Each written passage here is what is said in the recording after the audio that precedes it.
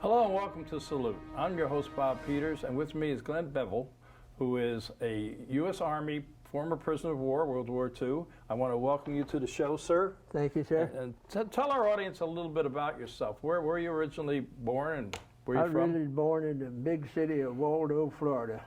It's a well-known, it used to be a traffic stop place. Everybody got caught. I was born there in 1924 and lived there till I was 16, and then we moved to Wildwood, and that's where I finished high school. So you're a native Floridian, and I'm a native Floridian, yes, yeah, sir. Good. So you went in the Army. When did you go in the Army, and what got you into the Army? Obviously the war, right? Yeah, well, the war was on. I was 18 and a half, and I wanted to go to the service, and so my friend and I went from Wildwood down on the train to Tampa and volunteered for the Air Force, and my friend made it, and I didn't. I couldn't pass the depth perception test because I hadn't slept much that night, and so I didn't. When I got back home, 2 days later, I got my draft notice. So I was drafted in May of 1943 when it sent me to Camp Atterbury, and they checked me out and said, "You are now in the Army, and you have a week to get your business taken care of." So from there, they sent me to Camp Barkley, Texas, in Abilene, Texas, near Abilene, Texas, for 16 weeks basic training. And on my Army classification test, I made well enough that I was eligible for Officers Candidate School or Army Specialized Training Program. And I decided I'd go to college in Oster, ASTP that it's called, and become an engineer. But I was in that until the Battle of the D-Day took so many casualties that they took a lot of people out of the current divisions around in the United States. Yeah, let me back up a minute. You were going to college while you were in the service? Yes, we qualified for it, and they first sent me to Indiana University. We stayed there a week, and they said, "We don't have room for you." Then they sent me to Rutgers University, and we stayed there a week, and they said, "We don't have room for you." So we wound up in St. Bonaventure College in Olean, New York. So I went to college there from October, November, and December in 1943. And then I wanted to get in the Air Corps course, so I went and volunteered, and so I transferred out of ASTP to the Air Corps. Took 6 weeks of basic training in the Air Corps, and then they sent me to Seymour, Indiana. They said that we have too many people who want to be a pilot. They was going to train me to be a bombardier. But then a month later they said, "You're now in the infantry. We need people over there," and they canceled that. All the Air Corps training, new ones, and also ASTP was canceled. So I was put in the 106th Division, Infantry Division. Yeah, you were saying because you got transferred out of there because of D-Day. After D-Day, they...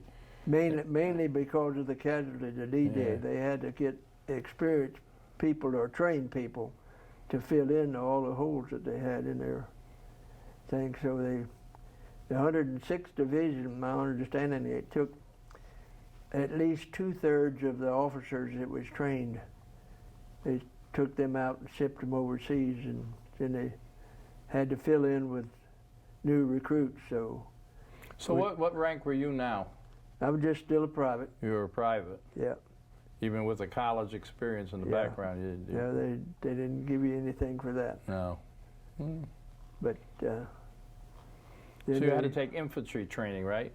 Then we took infantry training there. We was there from part of May, or latter part of May, and we shipped out to Camp Miles Standish in Massachusetts in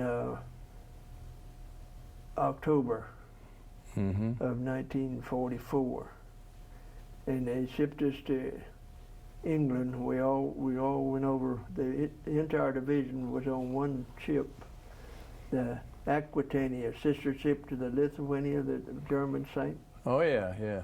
And we landed in England, and they spread us all over the country.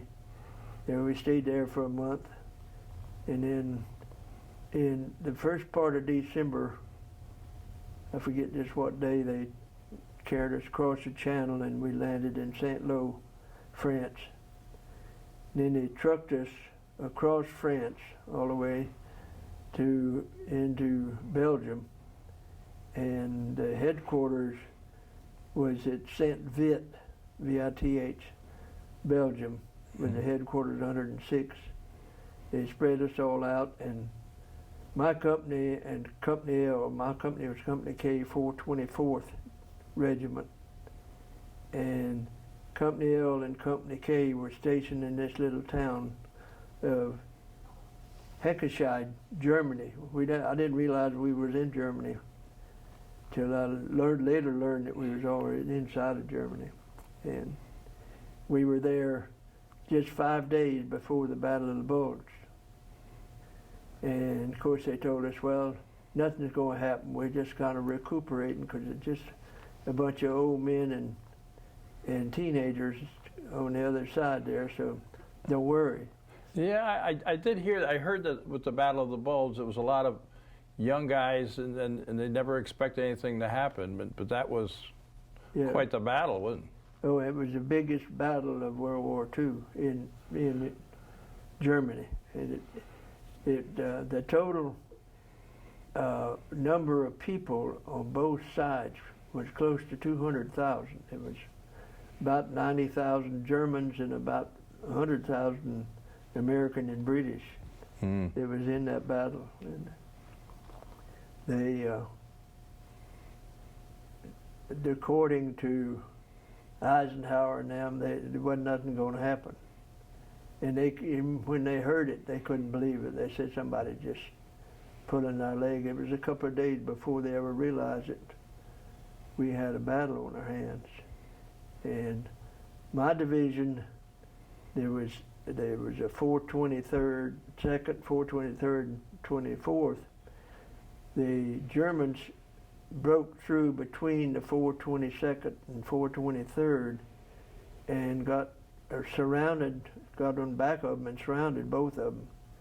And those two regiments, had many casualties, but they finally got run out of ammunition and food, and so about 9,000 of them out of that, they became prisoner of war. And my section didn't get hit too hard the first day, but we were on the point. And I was in Company K, and they said, Company L is sending out some patrols. They want somebody to come over here and fill in this outpost while they're gone. So my buddy volunteered for us, so I was in another company, and we was on the outpost, and there was 8 of us in this little area. But the thing about it was, we had one clip of ammunition, no grenades, no bayonets. That was it. And whenever this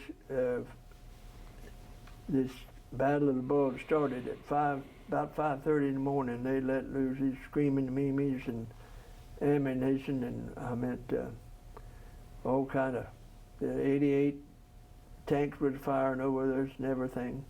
Luckily, we didn't get hit with any of it, but it was such a racket, everybody was scared to death. Yeah, I would imagine. And we went out and got in the slit trench. That's where, when we jumped in, the water was about so deep in this trench we had, and with ice over it, we broke through, and the water got over our boots. That's how I got frostbitten feet. But that time they didn't. We was out there for about 4 hours, and then we was able to take breaks and go back in the house and wring the water out of our socks. And then about 11:30, this group of about, I would say between 50 and 75, hit our outpost. And of course, we fired back. And, my buddy and I was in this hole together, foxhole together. But when you only have 8 rounds, you're not gonna fight very long. And so we got surrounded and had no ammunition, had no way to get back out of there. So we were captured, and they took us back to and we went and spent the night in the Siegfried line, which was not too far from where we were. And then they marched us to Prüm, Germany, and put us on a boxcar. There, they call them the 40 and 8. It was supposed to hold 40 men or 8 horses. Yeah, now that's a very big part of the American Legion. Yeah, the the American 40 and 8, Legion yeah. talked about that. When they put 60 of us prisoners in that 40 and 8 car, of course you couldn't sit down, so you almost had to stand up. And we only went on the trains at nighttime. They didn't go in the daytime. And so they carried us to Limburg. The night before we got there, the night after we got there, they took us off for the trains and put us in the cattle yard for holding pens. And the next night, the British came over and bombed the railroad and hit some cars that had prisoners of war in them, and killed some of them that way. So they didn't know, right? No, they didn't know. The British flew at night, and the Americans flew in the daytime. So, but we stayed there over New Year's, and then they put us on trains to go to Luckenwalde, which is about 50 kilometers south of Berlin. It's a big camp. They had Germans, they had French and Italians and Russians all in that camp besides Americans. They kept them all separated though. Mm-hmm. And so and it still bothered me, one of the scariest moments of the time over there besides getting captured was they stopped us at this train after about a day and a half we'd been riding, and they marched us all off of the train and put us in groups by boxcars, and then they said, take off all your clothes and your shoes, and then they marched us to this building, 2-story looking building, and we had no idea what it was. They wouldn't tell us anything, of course. They might have said something German, but we didn't know. But we put us in this building that had no windows, and we closed the door and we looked up, and there was pipes sticking all around. Uh-oh. And we thought about them gassing the Yeah. Jews, and everybody started praying. And then they turned on the water so we could take a shower. But that was... Well, that was kind of a relief, huh? Oh, yes. Because we hadn't had a bath over a month. Yeah. And then they carried us to Luckenwalde. We was there for a few days, and then they took 300 of us, Americans, and sent us this work camp at Wunsdorf. And it was about a 100-yard square compound that we stayed there. And then we worked every day. They did whatever they wanted you to do. We cut down trees. We cleaned up after bombings. We dug traps and whatever they could have. One of the jobs that they put us on was they would take, when they'd get bombed, they would pick all of the bricks and bring them to this place. It was near a bakery, and we sit out there, and this was in midwinter, and chip the cement off of the bricks so they could use them again. Wow. And so, Kind of like the rock pile in the old prisoners. So we had a big German that I think he didn't have it all together, but I don't know if you remember the comic book of Smiling Jack. No, I'm afraid not. And they had a big Indian over there, and they called him Big Stoop, so we called our guard Big Stoop. He didn't know the difference. But it was difficult. Our main food was rutabaga soup. You know, I've heard that soup before.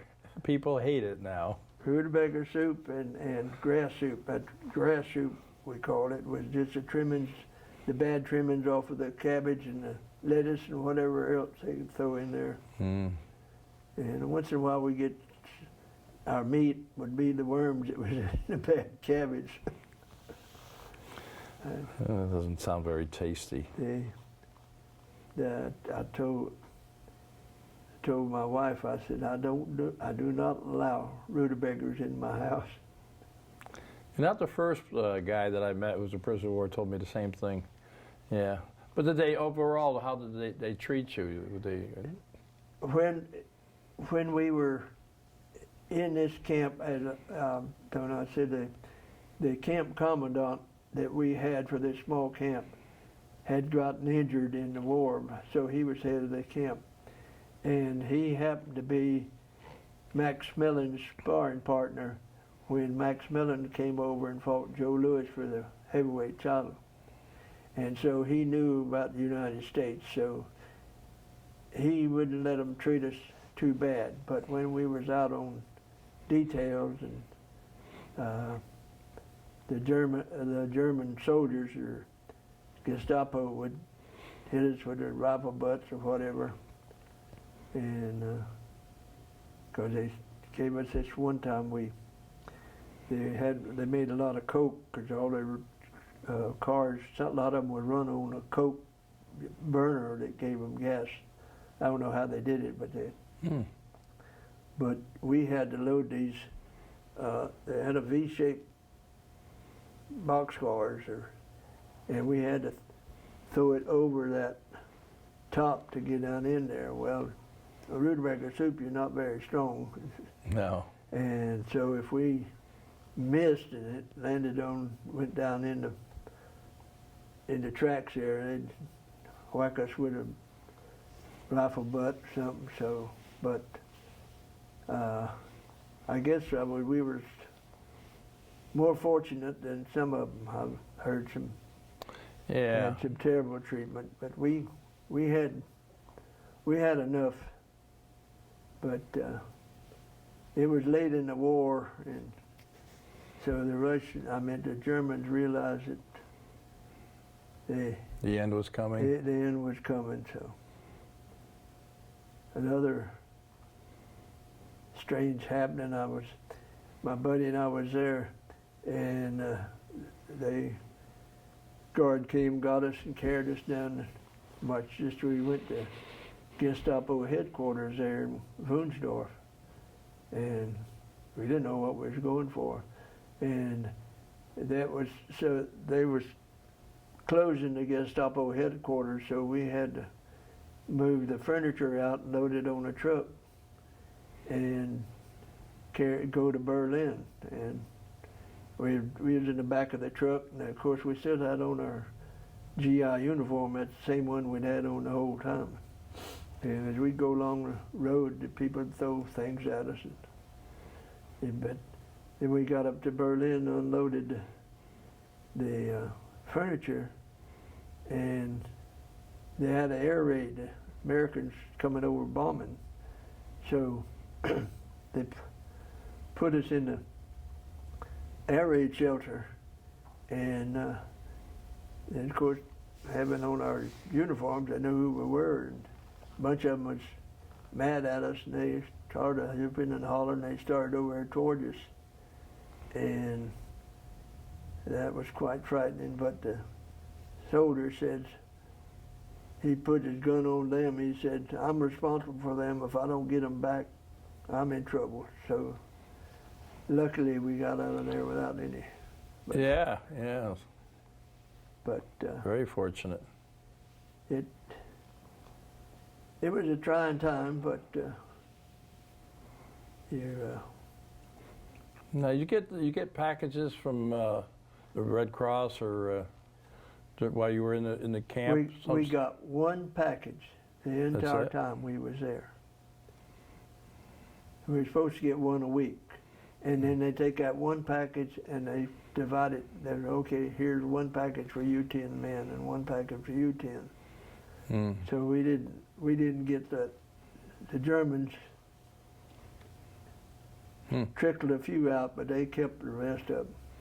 Yeah, they took their choice first, right? Yes, Yeah. they took. So do you remember when you finally were freed? Because usually I hear stories about the day you got freed that they just like disappear. The soldiers, the Germans. Well, whenever we were when I got real sick, I went in. I weighed 143 pounds when I was captured, and when I got back to the American lines, they weighed me, and I weighed 83 pounds. Oh my God! So I lost about 60 pounds. So I was skin and bones. But I got sick at this small work camp, and I got yellow jaundice, and I couldn't work, so they sent me back to Lukenvall, and I was there for about, I think, a little over a week, and then the Russians came in, and the Germans was there one night, and we got up the next morning, and we were surrounded by Russians, and they took over, and it was, they had a bunch of Russian prisoners in there, and they got those Russian prisoners of war and handed them a rifle and said, you've been sitting around long enough, you're going to fight. So. Really? And here they are, all malnutrition. Yeah. Oh boy. But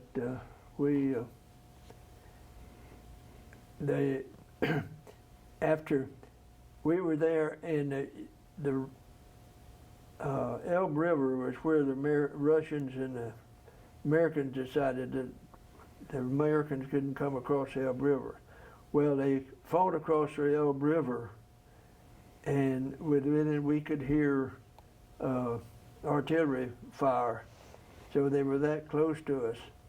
Then all of a sudden it got quiet. And the Russians said, you can't do that, you got to go back. So 3 days later, they sent about 16, those 6x6 big trucks to pick up the Americans. Mm-hmm. And the Russian says, you can't have any of them till you bring me a Russian prisoner of war from your side. So, I guess you call it luckily, they said you can have these guys in sick bay. So about a dozen of us, we got released and went back with a 6x back to Magdeburg. And the rest of them had to wait it was about 5 days later before they finally were able to get the prisoners away from the Russians. Wow. But it was, when we got back to Magdeburg, we went in and they said, okay, go by here, take all of your clothes, your shoes and everything, and throw them in these big 55-gallon barrels, because had bugs all over us. We hadn't had to take a bath in months, and we slept in things that had lice on them, so we wasn't very clean. But they took them home and boiled them, just burned them up, poured gas on them, burned them up, and then we all got in there and got in a bathtub and took a hot shower. Now that was the best hot shower I ever had. I can imagine. Yes. Yeah. We was there about 5 days, and since I had a abscess wisdom tooth, and of course wasn't in good shape otherwise, but they was going to fly me back to Paris to the hospital, and I was on, your name was on the list, and they come down to you. So I had to go to John, and they called my name while I was out, and so I didn't answer, so they got the next guy on the line. And the plane, it was a C-47. Yep. It went down to the end of the runway and turned around and started back, and the landing gear collapsed on it and skid offside. I said, well, I'm glad I didn't get on that one. Yeah, you were lucky. But eventually you got out, you got back to the States, and now the war is over, right? Right. So quickly, tell me what you did, because we're running out of time. After you got out of the Army, did you? After I got out of the Army, they flew me back over and was in convalescent hospital in Thomasville and Daytona Beach, and I got out from there. That was in late October, and so I started to go to the University of Florida in January for the first thing after I got out and used my GI Bill for that. Oh, good. And I graduated. Great, and had a successful career. And unfortunately, I'm out of time, because I could sit here and listen, but we only have so much time. So Glenn, I want to thank you, sir. Thank you. It was an honor meeting you and listening to your story, because we met at the MIA POW thing we had here in Leesburg. Yes. So it was nice to finally get a chance. Well, thank you. But I would join me in saying goodbye, and this is how we do it. To all our veterans out there, our active military and their families, we salute you for all you do. Till next time.